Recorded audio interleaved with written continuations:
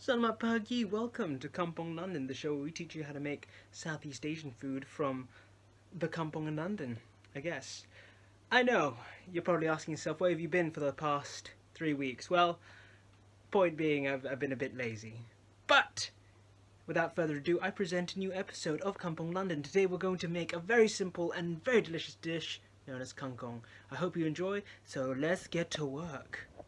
This is a relatively simple dish to make and requires very little ingredients.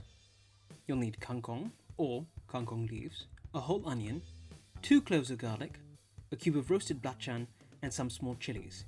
If you don't have roasted blachan on hand, you can always just roast a small cube of regular blachan. First we'll work on the kangkong. Separate the leaves from the stalk. Next we'll cut the stalk into smaller pieces. Cut it at an angle so it will cook faster.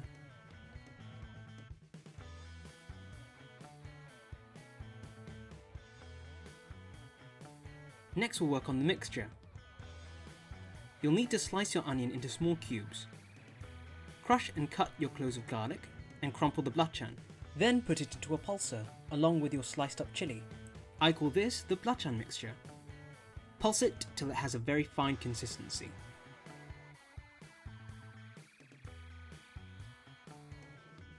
After that we're ready to cook.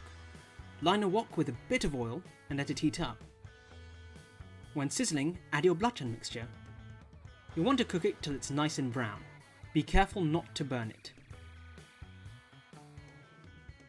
When brown, add your kangkong stalks. We add the stalks first as they take longer to cook than the leaves. Cook them until they are just about wilted. After wilted, close the stove and remove the wok from the heat. Finally, add your leaves. The heat from the wok will let the leaves cook fairly quickly. After the leaves are cooked, you are ready to serve. Kangkong is a very flexible dish when it comes to serving. You can pretty much eat it however you want. I decided to plate it with some rice and beef.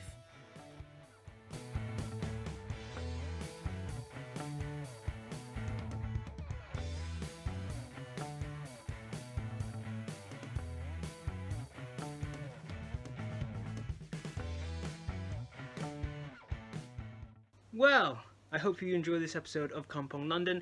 I know I've been gone for a while, but I'm sort of back. There will be new videos every Sunday, inshallah, as I always say. But until then, cook for your family, tell them you love them, and until next time, Assalamu alaikum.